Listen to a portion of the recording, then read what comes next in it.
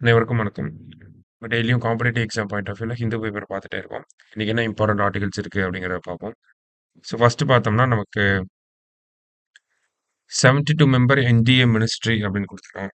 So ministry tax charge அப்படின்னு கொடுத்துருக்காங்க. So என்ன ஒரு செய்தி அப்படின்னு பார்த்தோம்னா நமக்கு நேற்று அந்த பதவி ஏற்பு விழா அப்படிங்கிறது நடந்தது. ஓகேங்களா? நம்ம நாட்டினுடைய பிரதமராக 3வது முறையாக திரு நரேந்திர மோடி அவர்கள் வந்திருக்காங்க. ஸோ இதுல ஒரு ரெக்கார்டு இருக்கு. என்ன அப்படின்னு பார்த்தோம்னா நமக்கு பிரைம் மினிஸ்டரா தொடர்ந்து 3 டைமா இதற்கு முன்னாடி யார் வந்திருப்பாங்க அப்படின்னு பார்த்தோம்னா, ஜவஹர்லால் நேரு அவர்கள் தான் வந்திருப்பாங்க. ஓகேவா? ஸோ ஜவஹர்லால் நேருக்கு அடுத்தபடியா தொடர்ச்சியா 3வது முறையாக பிரதமர் ஆகுறது யாரு அப்படின்னு பார்த்தோம்னா, நம்மளுடைய திரு நரேந்திர மோடி அவர்கள் தொடர்ச்சியா 3வது முறையா நமக்கு பிரதமர் ஆயிருக்காங்க. ஓகேவா? ஸோ அதுதான் நம்ம இதுல ஒரு முக்கியமான விஷயமா பார்க்கணும். மத்தபடி பார்த்தோம்னா 72 மெம்பர் மினிஸ்ட்ரி அப்படின்னு சொல்லி கொடுத்துருக்காங்க. அதாவது பிரைம் மினிஸ்டர் ஒருத்தர் 1 பிளஸ் 71 அப்படி கணக்குல நம்ம எடுத்துக்கணும். ஓகேங்களா? அப்போ ஒரு பிரதமர் பிளஸ் 71 அமைச்சர்கள். அதை நம்ம என்னன்னு பிரிக்கிறோம்? கேபினட் மினிஸ்டர்ஸ்ன்னு பிரிப்போம். அடுத்தது minister of state independent charge அப்படின்னு சொல்லி பிரிப்போம். அடுத்தது மினிஸ்டர் ஆஃப் ஸ்டேட் அப்படின்னு சொல்லி 3 விதமா நம்ம பிரிப்போம். மினிஸ்டர்ஸ 3 விதமா இந்தியாவுல பிரிச்சு வச்சிருக்காங்க. ஓகேவா? அப்ப அப்படின்னு பார்த்தோம்னா ஒரு மிகப்பெரிய வித்தியாசம் என்ன அப்படின்னு பாக்குறப்போ இந்த கேபினட் மினிஸ்டர்ஸ் இருக்காங்க இல்லையா? கேபினட் மினிஸ்டர்ஸ்னா முக்கியமான அமைச்சர்களா இருப்பாங்க. அதாவது நமக்கு ரயில்வே, ஃபினான்ஸ், வெளியுறவுத்துறை அமைச்சகம், ஹோம் மினிஸ்டர் இந்த மாதிரி முக்கியமான அமைச்சர்கள்லாம் நம்ம கேபினட் அமைச்சர்கள் சொல்லுவோம். ஸோ அவங்களுக்கு சப்போர்ட் பண்றதுக்காக இருக்கிறவங்கள மினிஸ்டர் ஆஃப் ஸ்டேட் அப்படின்னு சொல்லுவாங்க. Minister of state independent charge அப்படின்னு ஒருத்தவங்க இருப்பாங்க. இவங்களுக்கு தனி அமைச்சகம் கொடுத்துருப்பாங்க. ஆனா சின்ன சின்ன மினிஸ்ட்ரிஸ் கொடுத்துருப்பாங்க. ஓகேவா? அப்போ நமக்கு கேபினட் மினிஸ்டர்ஸ் அப்படின்னா இவங்க எல்லாருமே கேபினட் மீட்டிங்ல கலந்துப்பாங்க. ஓகேவா? இதே ஸ்டேட் அப்படின்னு இருக்காங்க இல்லையா? இவங்க எப்போ கலந்துப்பாங்க அப்படின்னு பார்த்தோம்னா, minister of state independent charge இருக்காங்க இல்லையா?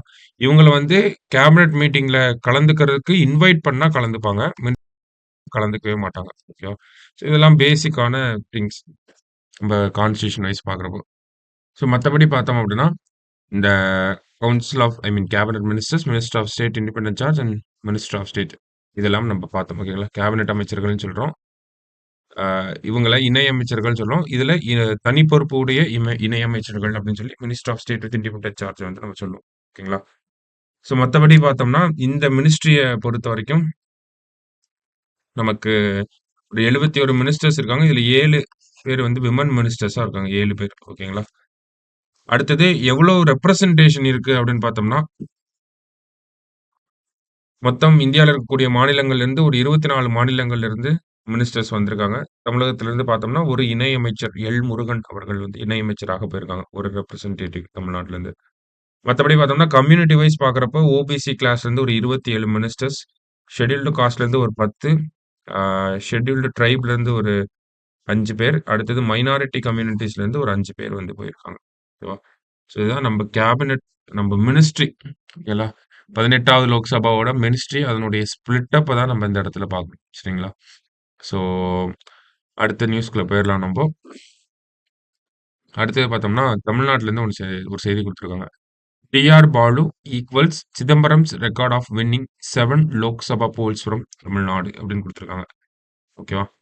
ஸோ தமிழகத்துல இருந்து அதிகமா லோக்சபாவுக்கு தேர்ந்தெடுக்கப்பட்ட நபர்களாக யார் இருக்காங்க அப்படின்னு பார்த்தோம்னா, இதற்கு முன்னாடி வரைக்கும் பி. சிதம்பரம், சிதம்பரம்னு சொல்லி நம்ம செய்திகள்ல கேள்விப்பட்டிருப்போம். ஓகேங்களா? முன்னாடி ஃபினான்ஸ் மினிஸ்டராலாம் இருந்திருக்காங்க. ஸோ அவங்க தமிழ்நாட்டுல இருந்து 7 முறை லோக்சபாவுக்கு போயிருக்காங்க. தற்போது பார்த்தோம்னா ராஜ்யசபா மெம்பரா இருக்காரு. யாருன்னா பி. சிதம்பரம் அவர்கள். அதற்கு அடுத்தபடியாக டி.ஆர். பாலு அவர்கள். அ டி.ஆர். பாலு அவர்கள பார்த்தோம்னா, நமக்கு அவரும் பார்த்தோம்னா 7வது முறையாக லோக்சபா எம்பி ஆயிருக்காரு. ஓகேங்களா? ஸோ எந்த தொகுதியிலிருந்து வெற்றி பெற்றிருக்கார் அப்படின்னு பார்த்தோம்னா, ஸ்ரீபெரும்புதூர் தொகுதியிலிருந்து வெற்றி பெற்றிருக்கார். இவருடைய இந்த லோக்சபா கரியர்ன்னு எடுத்து பார்க்குறப்போ 1996, 1998, 99, 2004, 2008 சாரி 2009 அடுத்தது 2014ல தோத்துருப்பாங்க. 2019ல மறுபடியும் வின் பண்ணியிருப்பாங்க. அதுதான் மறுபடியும் இன்னொரு செய்தி என்ன குடுத்துருக்காங்கன்னா, ஃபர்ஸ்ட் யாருன்னா, பி. சிதம்பரம் அவர்கள் 7 முறை போயிருப்பாங்க. இப்போ டி.ஆர். பாலு அவர்கள் 7வது முறையா தேர்ந்தெடுக்கப்பட்டிருக்கார். ஓல்டஸ்ட் எம்பியா இருக்கார். ஓகேங்களா. இந்த லோக்சபாவ பொறுத்தவரைக்கும் 82 வயசு அவருக்கு ஆகுது. இந்த லோக்சபாவோட ஓல்டஸ்ட் எம்பியாவும் யார் இருக்காங்க அப்படின்னு பார்த்தோம்னா, டி.ஆர். பாலு அவர்கள் தான் இருக்காங்க. சரியா? ஸோ அடுத்த செய்தி பார்த்தோம்னா, நமக்கு